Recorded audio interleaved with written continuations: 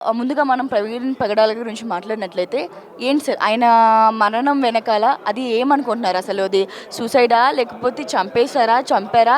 యాక్చువల్‌గా మీరు విన్న వెంటనే ఎలా రియాక్ట్ అయ్యారు? ఏమనుకున్నారు?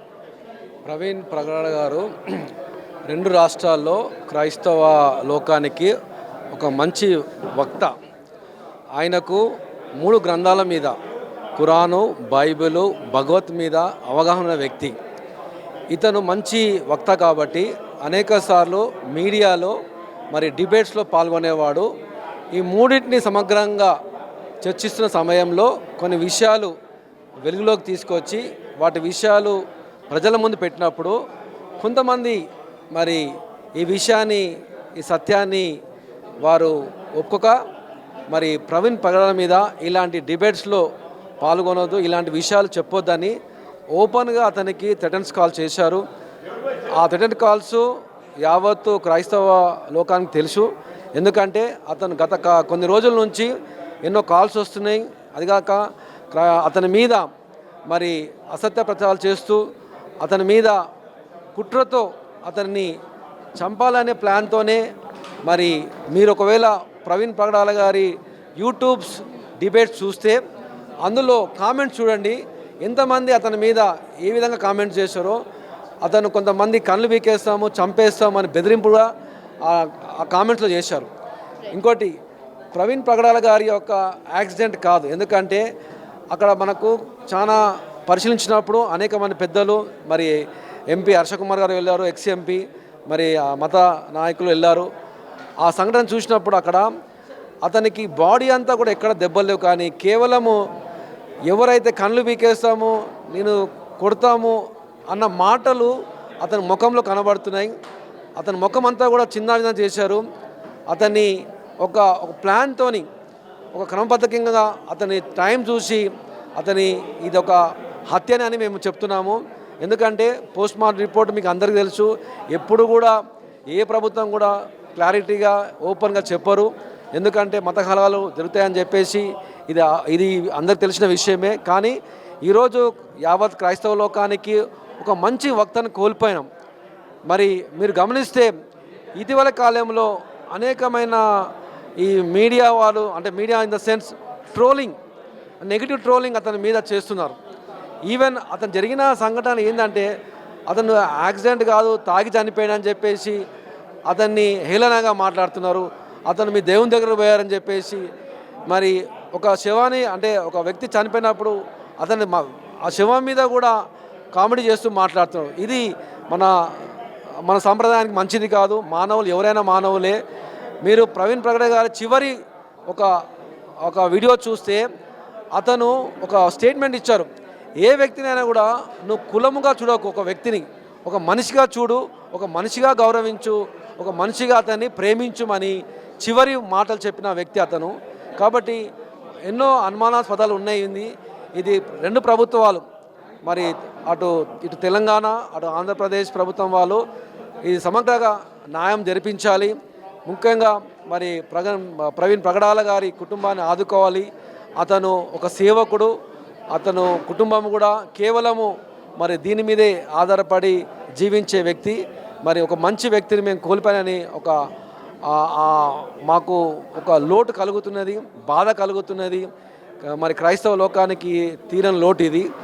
ఈ విషయాలను మేము ఖండిస్తున్నాం, న్యాయం కోరుతున్నాం. Thank you so much.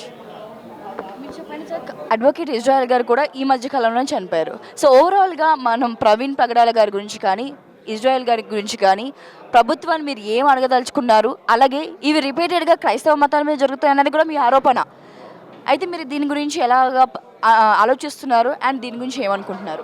ముందుగా మీకు ఆ ప్రవీణ్ పగడాల గారు చనిపోయినని తెలవగానే మీకు ఏం ఆలోచన వస్తున్నారు? ఫస్ట్ ఆఫ్ ఆల్ ముఖ్యంగా మీడియా ద్వారా మరి సమాజానికి, ప్రభుత్వాలకి మరి విన్నవించుకున్నది ఏంటి అంటే, ఒక వ్యక్తి చనిపోతే ఇంత ఆందోళన సాధారణంగా ఎవరు పడరు.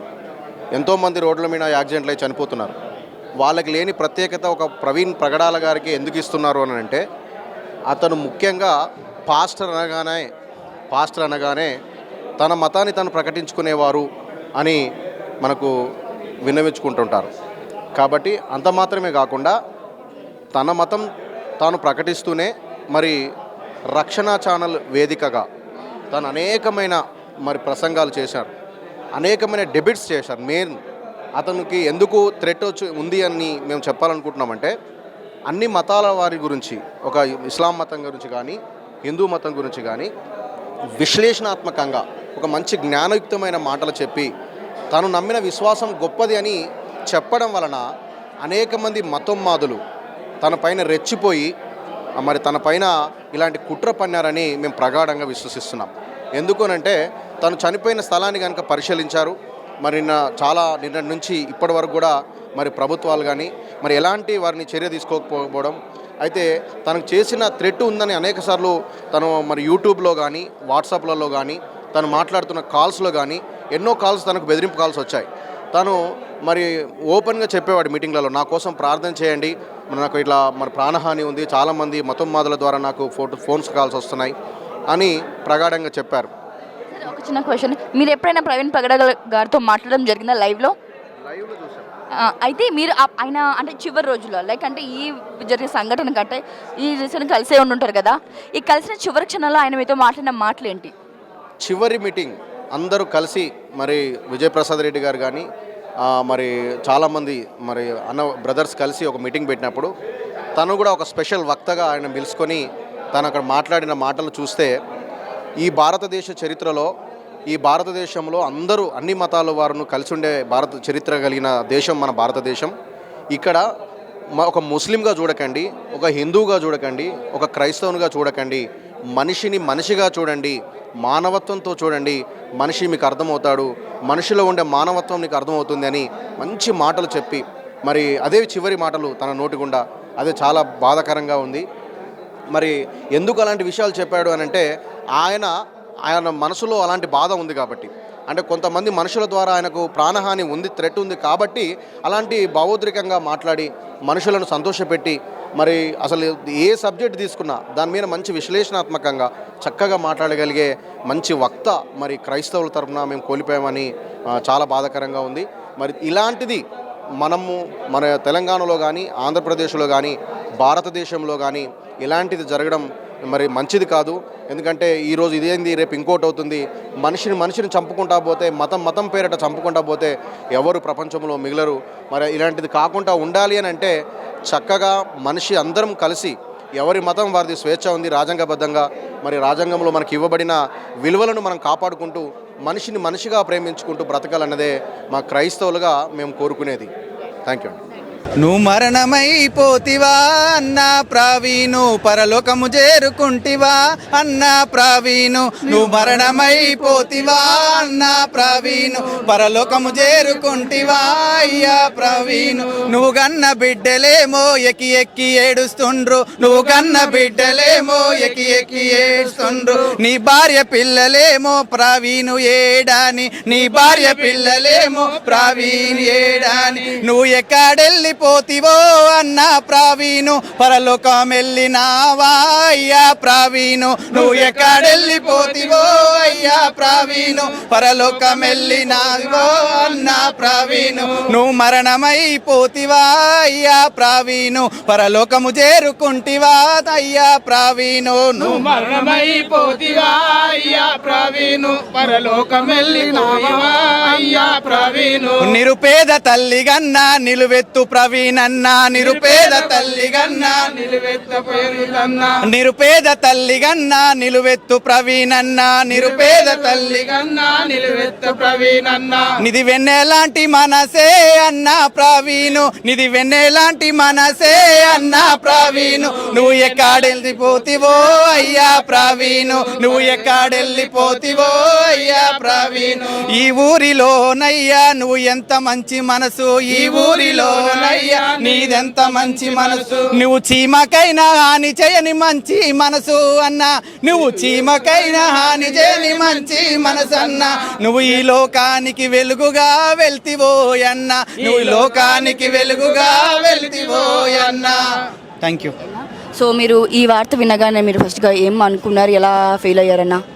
యాక్చువల్గా అన్న యొక్క మరణము వార్త వినగానే చాలా బాధేసింది. ఎందుకంటే మాలో ఒక దైవ సేవకుడిగా ఉండి దేవుని సువార్త సత్య సువార్తను ప్రకటిస్తున్న అన్నను చంపడం అనేది చాలా ఇదొక బాధ. ఎందుకంటే ఒక మంచి యంగ్ డైనమిక్ పాస్టర్ని మేము కోల్పోయినాం అనుకుంటున్నాం. ఎందుకంటే మంచి ఒక డిబేట్లోనో ఒక మెసేజ్లోనో చెప్పాడు, రక్షణ టీవీలోనో మేబీ అనుకుంటా, ఒక మనిషిని మనిషిలా చూడమన్నాడు. ఆ యొక్క మాట నా హృదయాన్ని కాల్చేసింది. ఎందుకంటే ఒక మనిషిని మతాలొద్దు, కులాలొద్దు, ఒక మనిషిని ఫస్ట్ మనిషిలా చూడాలి, ఒక మనిషి మీద జాలి పడాలి, ఒక మనిషి మీద ప్రేమ చూపాలి. ఇదే కదా మా యేసు ప్రభు మాకు చెప్పింది అని ఆ అన్న మాటలు వింటుంటే, ఆ వీడియోస్ విజువల్ చూస్తుంటే ఏడుపు వస్తుంది. ఎందుకంటే మంచి చెప్తే ఈ జనాలకు నచ్చదండి. చెడు చేసేవాడు తొందరగా వెళ్ళిపోతాడు, మీడియాలోకి వెళ్ళిపోతాడు. కానీ మంచి అనేది మరుగున పడిపోతుంది. మేము ఒకటే కోరుకుంటున్నాం, మాకు న్యాయమైన జస్టిస్ కావాలి. నిజంగా పోస్ట్ మార్టం రిపోర్ట్ జరిగింది ఇవ్వాలి. లేదంటే మేము కూడా ర్యాలీలు చేస్తాం. మాకు న్యాయం జరిగేంత వరకు మేము కూడా నిద్రాహారాలు మారి మేము కూడా స్ట్రైక్ చేయడానికి రెడీగా ఉన్నాం. ఎందుకంటే ఈ మీడియా ద్వారా రాజకీయ నాయకులే కానీ ఇంకెవరైనా కానీ ఇతర మతస్థులే కానీ మీరు ఒకరినొకరు ప్రేమించడం నేర్చుకోండి. ఫస్ట్ మిమ్మల్ని మీరు మీ ఆధీనంలో మీ మనసును పెంచుకోండి. ఒక మనిషిని చంపడము, నరకడము, నరహత్య చేసినోనికి నరకమే పక్కా బైబిల్ వాక్యం తెలుపుతుంది. కాబట్టి ఒక మనిషిని చంపడము చాలా దుర్మార్గము. కాపు కాసి చంపారంటే ఇంకా దేవుడే వాళ్ళకి శిక్ష వేస్తాడు. ఈ లోకములో ఉన్న చట్టాలు ఎవరు పట్టించుకోకున్నా దేవుడు అనే ఒక చట్టం ఉంది. అగ్ని ఆరదు, పురుగు చావదు. ఆ అగ్ని గంధకాలలో దేవుడే ఒక రోజు కాలుస్తాడు. ఒకవేళ వాళ్ళ క్షమాపణ కలిగి ఉంటే దేవుడే వాళ్ళని క్షమిస్తాడని మీ యొక్క మీడియా ద్వారా తెలియజేస్తున్నాను. జోహార్ ప్రవీణ్ అన్న.